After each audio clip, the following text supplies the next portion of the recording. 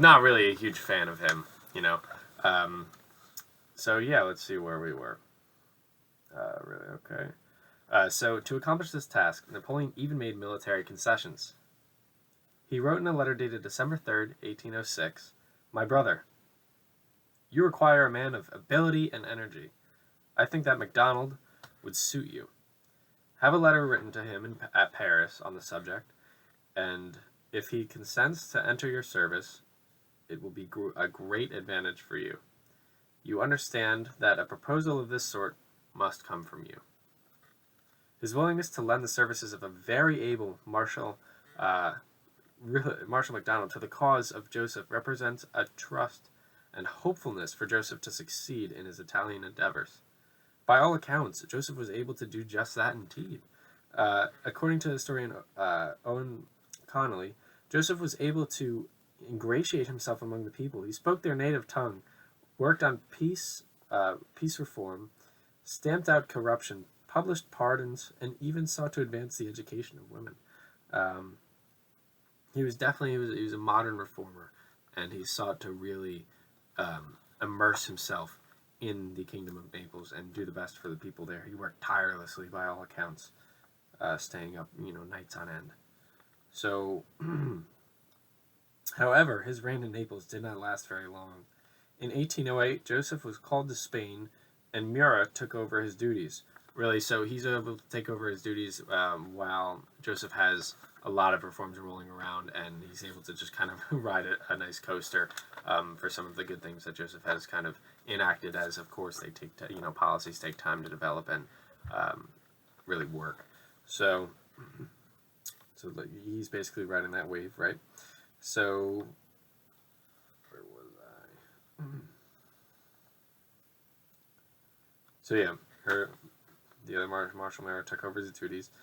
He was made to enact the Code Napoleon, and tried his best to continue much of the policies Joseph set in motion.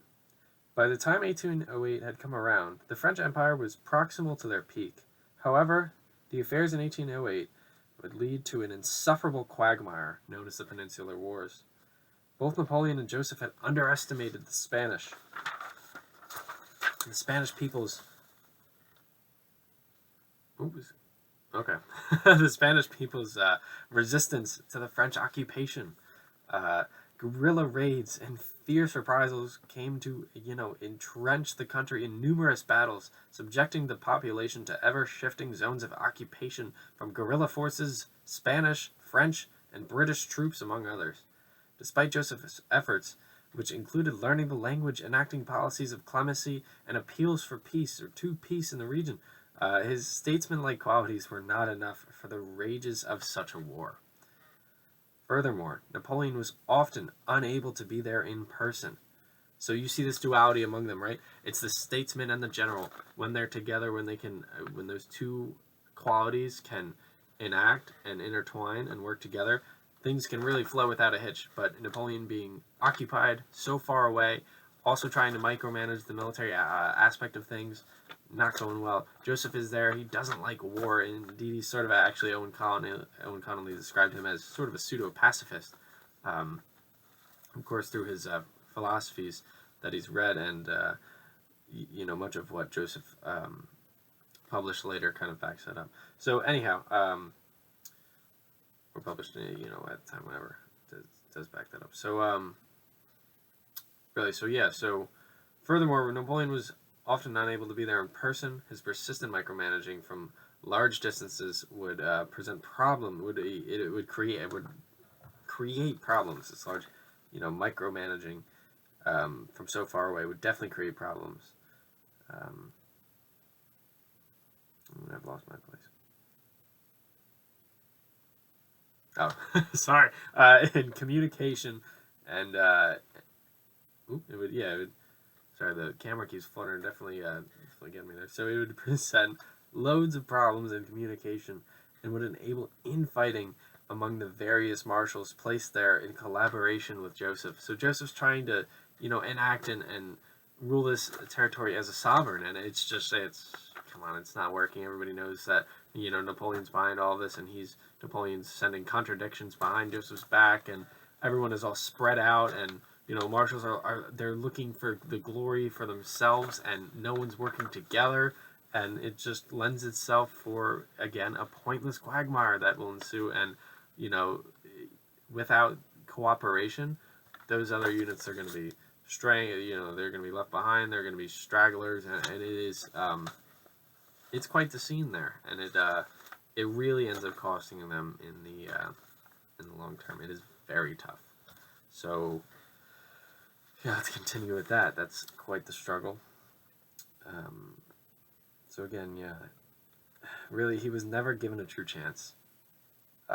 Not for that matter, really, was Napoleon, who was, when separated from Joseph in a situation unlike Naples, was not able to combine military prowess with his brother's cultural strong suits. From this point onward, and especially after the affairs of the Russian campaign, you've got that disastrous retreat in 1812. Hold me to that, 99%. Of course, the affairs of the Russian campaign, they're not. It's supposed to be quick. The thing at the time was you would go and capture your enemy's capital, and then it would be over. And the Russians had enacted a form of retreat, and they had burned crops and not allowed the advancing French to live off the land. It was tough. It was a tough going. There was, of course, the Battle of Borodino, I think at that point had been the largest battle of all of the Napoleonic Wars. Just really heavy hitters there, stone hitting stone. Crazy. And, once they had got to Moscow, which is the historical capital, indeed the actual capital at the time of the Russian Empire was St. Petersburg. That was, I believe, post Peter the Great. Peter the Great had, really erected that city from a marshland and made it something really nice in the attempt to modernize Russia. And in doing so, that was the real capital. But Moscow is obviously, it's this historical capital. It's like someone marching in and taking New York or Boston or Philadelphia, for instance. Although the capital of the United States is Washington, D.C., that's sort of, and of course the history and traditions go even further back than our own American traditions, but sort of think of it like that. So that's how significant that was, and they let them do it. I wouldn't say let them. Of course, you've got the Battle of Borodino. Was it Smolensk? You've got all these things. Oh, you've got fighting going on, but really, it's not. They didn't determine to lose the army.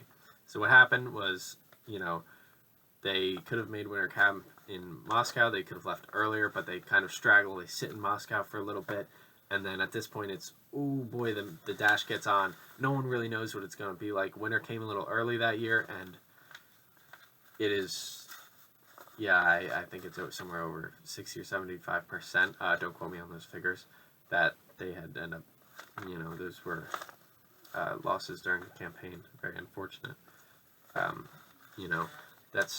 It's tough. On the way back, what would happen would they would either freeze, rations would become insanely low. There are attacks from Cossacks or Cossacks who are individuals. They're either on horseback or just kind of peasants along there to deal with on top of the regular army.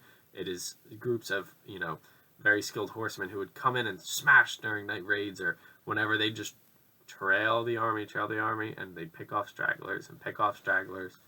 And it was something that they had to deal with constantly, right? And Napoleon had felt the pressure, and at one point, I believe he actually left to go back and deal with things in Paris as they were really heating up politically.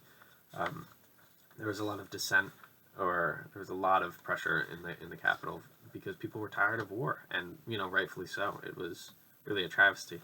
So, of course, after the affairs of the Russian campaign, the French Empire under the Bonaparte regime would be fighting a losing battle from there onward, of course.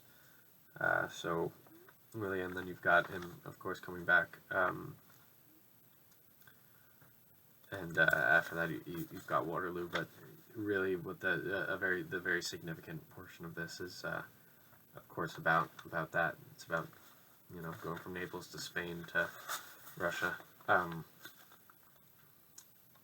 it's tough.